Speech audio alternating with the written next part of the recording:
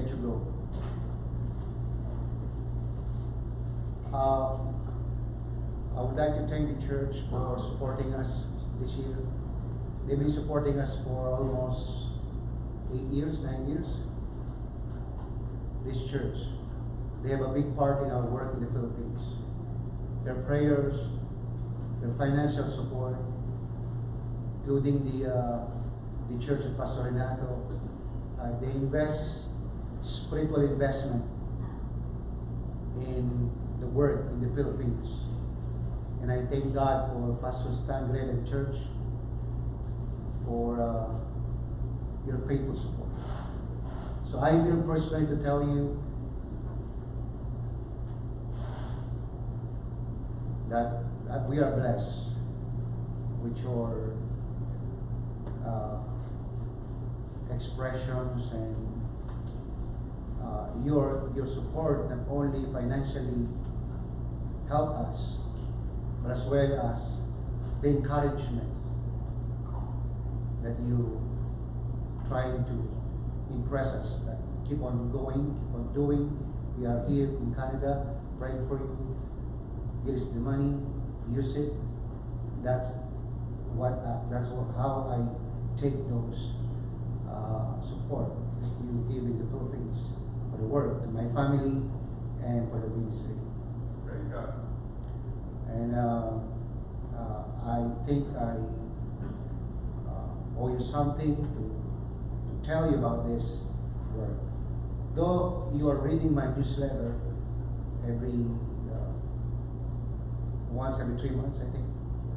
So these are the recent work. So the recent work in the Philippines, the working.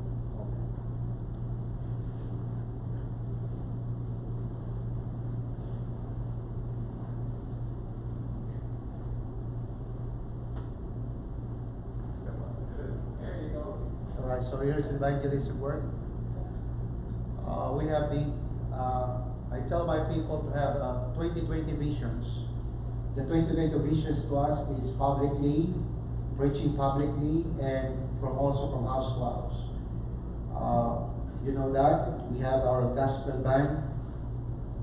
It wrapped up with all scripture signs on the left side, on the right side, on the front, and we have the 360 megaphone PA system.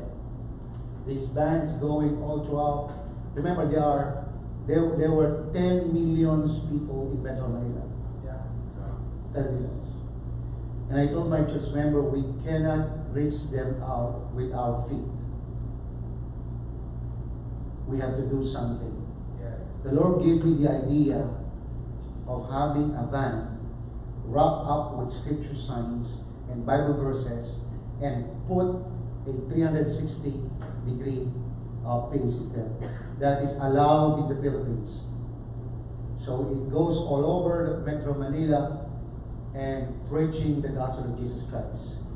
We got song, we got preaching, recorded preaching, song recorded, and then if we can find a good place for parking, then one of our men will get down and preach the gospel.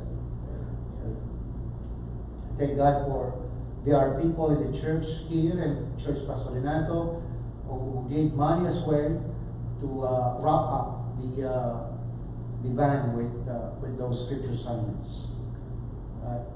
This is another van that we bought, I think 4 years ago. This with the help of Pastor Renato Church and some of the church members, we were able to purchase another van, small one, and it's going in other province in the Philippines. It's designated to the other province in the Philippines. You see that? We got Bible verses, scripture signs. Those are Dr. Ruckman's salvation illustrations. We got on the back. This is what I like. This one. For what a prophet a man to gain the whole world. Think about. Imagine you are here, traffic. You're reading this for 30 minutes at your front. Yeah. The Lord put that on my mind. He said, there is a solution to the traffic in Metro Manila. What's the solution? The solution, get a van, wrap it with the secure signs, and it will witness to them. They cannot get out of this traffic. Amen. Right. Yeah. Good. Right? Yeah. Make it. And we have also the banners. We made those banners. We have also Bible studies. We have a house to house Bible study. We get publicly and house to house. Right? Children are allowed in the Philippines. Our young ladies are going from street to street, from house to house, and meeting children. These are just recent. All right. Men are mobilized during the major events for public preaching, like the Black Nazarene. That's a major event. Yeah. January 9. If you want to visit me on January 9. That's a major event in the Philippines. Twice we are being broadcast in a major network in the Philippines. I like it. Even they twist all the words, you know. Right. The first time I was interviewed, and I told them that you offend God before you offend the people. And they cut in the televisions a big banners that we made. God hates idolatry. Amen. All right. And they showed that in televisions. I said, God took our witness. We don't have money for television program. God took our witness and put that in a broadcast, a national broadcast in the Philippines. And the Lord gave warning to the whole Philippines without spending a lot of money. God said, I hate idolatry. Because they watch every January 9, every Filipinos, they are watching the event. If they are not on the event, they are watching on the televisions, the news, the televisions. And the second time I was interviewed by another major network. This time they did not interview me. They just show. That's right. They just took the event. You can find it in YouTube. They put it in YouTube. They put it in YouTube, and they blast us when they said these are the fundamentalists. They try to protest against the national parade of the Catholics. I don't care what will they say. At least they show it nationwide the banners that we have. Amen. God in idolatry, do not worship idols. Because if you're going to see that on YouTube, they televise those banners. And good, even it's a bad news. It's a good news to us that to the people. Amen. And they put that into a nationwide news. That again, the Lord took our witness, and the Lord gave warning for the Philippines. So in major events, that's the major events. You see that? We have big banner like this. God command and do not worship images. These are the people that are marching. The gay parade. Twice we go to the major great parade. Right? Thank God until now we are not being put into prison. At least we are not radicals that going on the midst of the parade. We are just on the sidelines. On the sidelines. We are not going closer. Right. We are probably a meters away from the parade, and we just showed the banners. We warned the people. Brothers and sisters, we observed most of the attendees and involved on a gay parade march every June. were average from 13 years old, or from, I think, yeah, we saw teenagers, where most of them were teenagers, are celebrating the gay parade, and we are warning them. At least we keep warning the people. So we have, we put the what we call, we have banners after banners. We show them the statistic of age and HIV. We show them, then we give them Bible verses. Yeah, we got a lot of bad fingers and bad words. That's nothing to us. It's just nothing. All right? We keep on preaching the gospel. We keep on giving tracts. We keep on showing them. That's a warning. I believe the Lord will convict them. That's a warning to them. That's why the Bible said, even they will not believe, that they may know there's a prophets among them.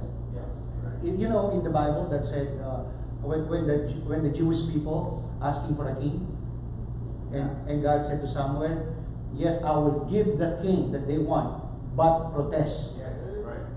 Protest. We protest. Yeah. Because the Bible said, who shall stand up for me against the evil workers? In the book of Psalms. Yeah. Who shall stand up for me for the evil workers? Who? Who will stand up on the God? Right? Sad to say, we are only few church, Bible-believing church, that came up from our Bible Institute, are only the one. I pray that there are many who are going to preach in the streets and protest. They don't need to associate to us. And I don't need any associations. If they're doing the right thing, praise the Lord. And even if we are not associated with them. Because we need more protests in the Philippines. Our people need to be warned. So we have also our local baptism. I think we did not put this in our newsletter. So I figure that it's good to show you that recently we have our water baptism. Grown men accepting Jesus Christ and going to water baptism. Grown women and grown men. Right? It's our water baptism for our local church. So, and again, preparing men for the ministry. We are a Bible Institute and correspondence school. The correspondence school we started during the pandemic because we can't gather. The government is so hard to us that we cannot gather. So I found a way where I can help our student to study, even those workers, those like family man that they can no longer sit down in a class because they are working. So we made a correspondence course. Me and my wife and other church members, they help us to type and to print and to bind like a modules, like an ACE type. Yeah. And we put all the courses into a correspondence type of study. So we sent those books and textbooks, and then we monitor the exam and the evaluate their studies. All right, because I believe this. If you were going to ask me, Pastor, why not just train them to be a soul winner and send them out? We are not just training street preachers. Street preaching, soul winning, that is the duty of every Christian.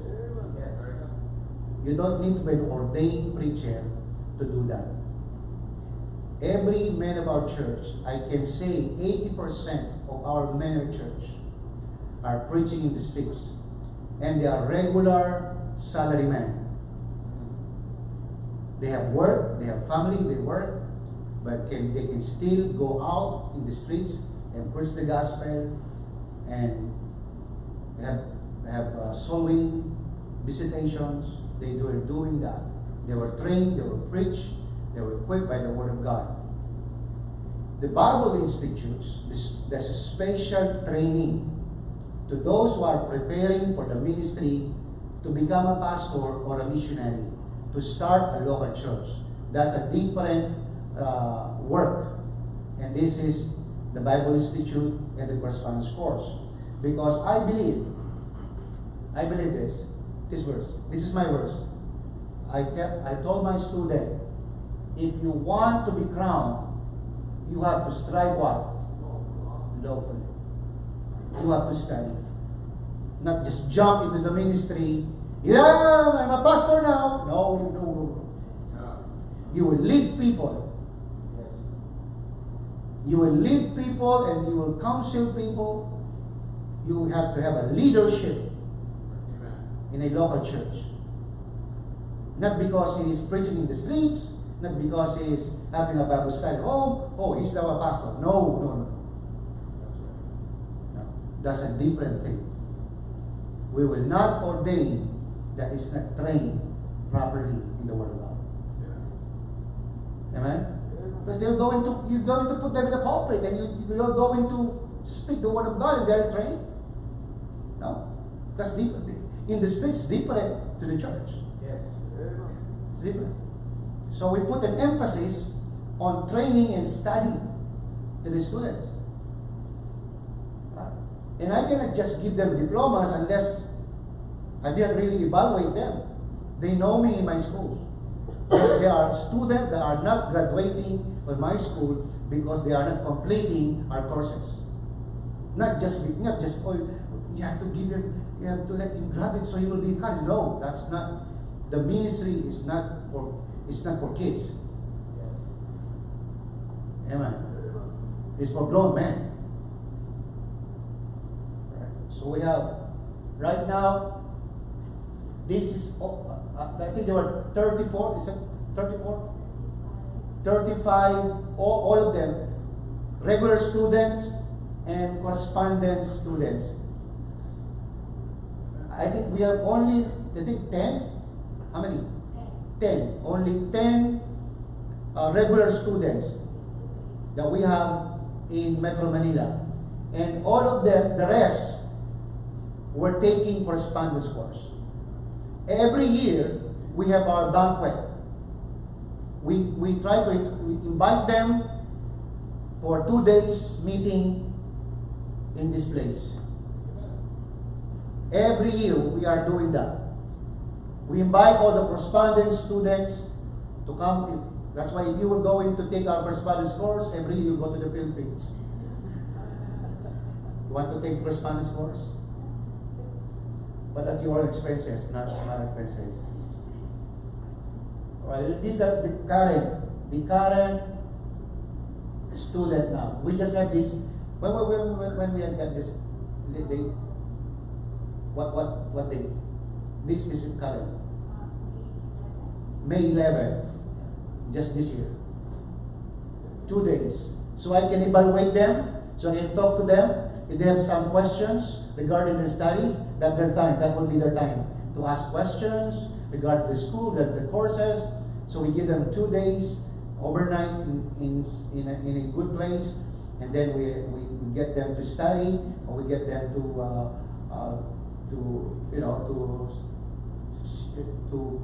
ask questions regarding their courses.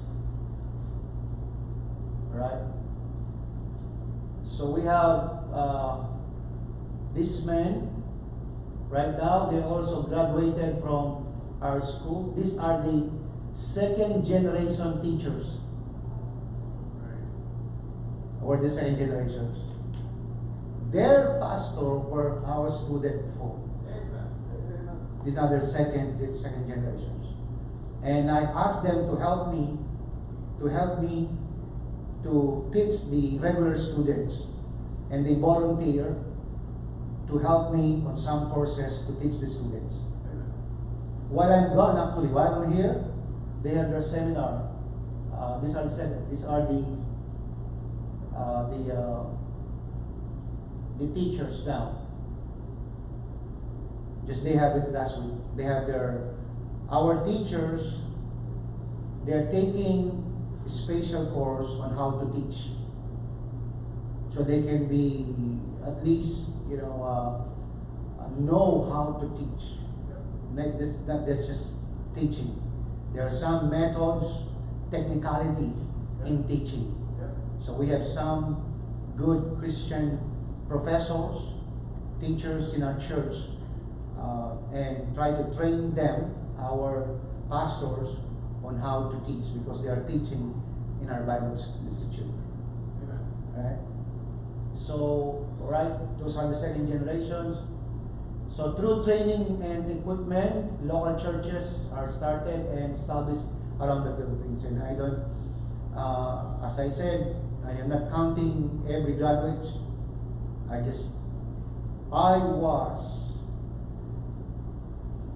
My training person, my influence and my training in the ministry comes from Dr. Rockman, one. Second, from Dr. Sangeet. Third, from Dr. Sute. Those are the three guys that influenced me in the ministry. Dr. Rockman, Sangeet from King James Bible, public preaching, Dr. Sute. Amen. Those are the three guys that are really close to my heart. I have a lot of correspondence. When I was in Bible school, when I started my Bible school, I got all the books of Dr. Rockman. He gave me the permission to use them in our Bible Institute. And he sent me a lot of materials on how can we teach their doctrines and teaching the Bible. And really done a good thing. Really done a good thing in my life, personally, in my ministry, and also to the men that started the work. He always telling me, Brother Sanchez, you have only 3 years to train them. After that, you are done. You don't trace them. You don't put them under your wings. You let them go and start their own work. If you can help them, help them. But you have no obligations to go along with them throughout their ministry. So once they were trained in our Bible Institute, they are going back to their local church, if they have a local church, or they want to be member of our local church, and they want to go out, we will send them. We will not hold them back in our local church. I am not building my local church out of local church. We win souls, they got saved, follow up them with Bible study, they believe the book, they want to get baptized, get them in the church. Encourage them to study the Bible. If they got some calling, put them to Bible school. After Bible school, if they want to go out, they will send them, they have to go out. I have no association in Metro Manila. I have only 3 associations and fellowship. 1 is my family. 2 is my local church. 3 is our Bible Institute. The rest of the churches in the Philippines, though they came out of our Bible Institute, we don't have any attachment to them or association. Only if I will ask them to help me. If they refuse, I have no any power to them to force them to teach. Because I believe in the autonomy of the local church and the priesthood of all the believers. So I am not building any big association that I always tell the people that I am not a president of a Bible believer association in the Philippines. I am just a local pastor of a small local church in Metro Manila, and I belongs to my wife, and I belongs to my family, and my institute. That's all. Don't give me more problems. Amen?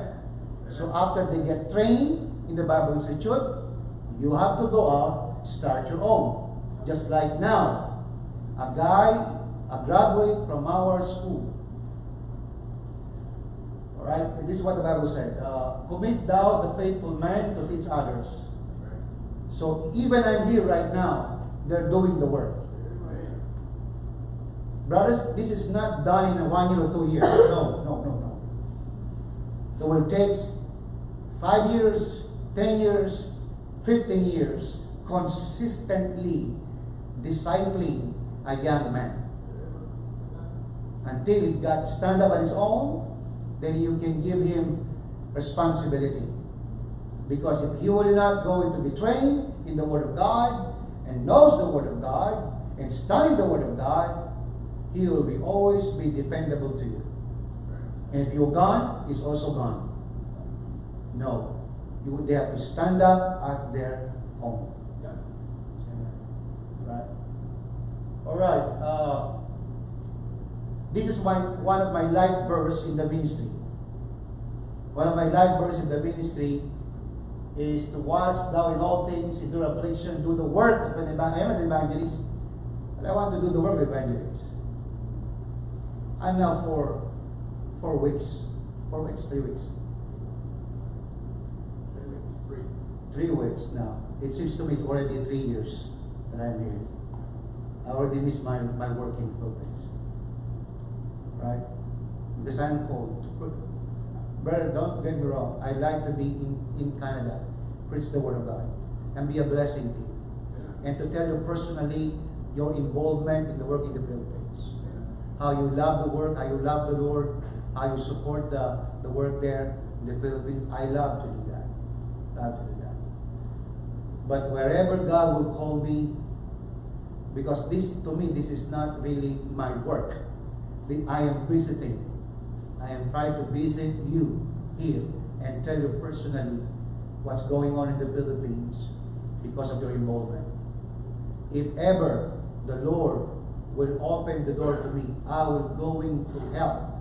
I will help my young man right now in Calgary, working in Calgary, soul winning. He tried to get grounded. We visit that young man in Calgary with Pastor Renato. We are so burdened to this young man that he wanted to start a work in Calgary, in one of the town in Alberta. Not a big city, just a small town in Alberta. He got some Bible study, at least he got 1 Canadian attending his Bible study, and he got 3 Filipinos workers attending his Bible study. And consistently, every Sunday, he's giving the Word of God to those young men. And he really wanted to start, Lord's willing, as the Lord's provide. If ever the Lord will, I got 7 years multiple visa. That is not easy for Filipino to get. A multiple visa. If ever, I told Brother Jesus, I told everybody, it's not secret. If ever the Lord will open me the door, it depends on finances. The next time I'll go to Canada, I'll go to stop there. I'll spend more time in Calgary, in Alberta, than here. And just be with my young man, try to help him to ground in the place. Would you pray for that for me? Right? Yes, true. I will not leave the work in the Philippines without any, no proper, because I started the work. But rather, I'm 30 years stuck in the Philippines. And I don't know if I have done something missing at this age. I have done what I could do. I have done what I could do in the Philippines. I train men, start 3 local churches in the Philippines. Train men, right now they are all over the Philippines having their local church. The institute is going on. We got trained teachers in the institutes. As long as I have this strength, this same mind, I will go wherever the Lord leads me to go. I will not choose any place. Anywhere in the world is a mission field. This Canada, I've seen it. There's still a lot of hope. Don't lose hope. Don't tell me you cannot win soldiers. There are many sleeping Christians here that you can wake them up Yes. through your street preaching, through your. You have a testimony of Brother Renato. He stand up on the streets. He was able to wake up sleeping Christians in this area, and now they have their meetings. Now they are preaching in the streets. There are a lot of sleeping Christians in Canada.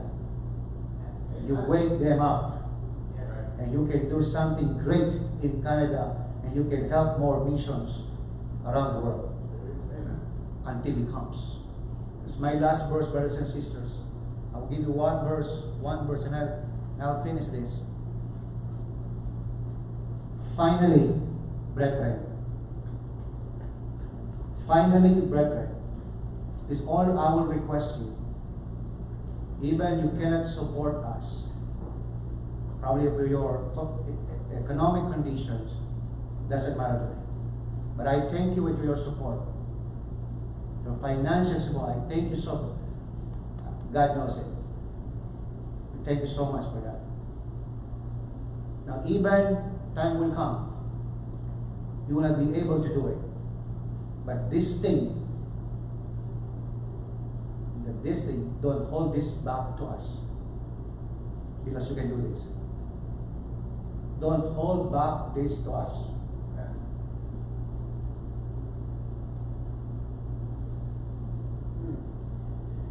This is what I need. Amen.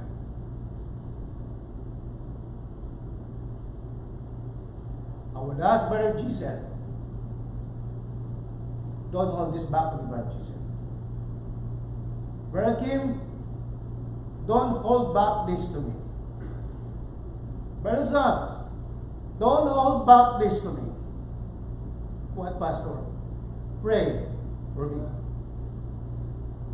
Just put me in your list of prayer. Bring our name to God. And that will be enough for me. I can feel it. I know it. That somebody is praying for me. Finally, brethren, pray for us that the word of the Lord may have a pre-course and be glorified even as with you, that we may be delivered from the unreasonable men and wicked men, for all heaven and earth. Don't hold back this to us. Pray to us. You can do that to us. God bless you. Amen.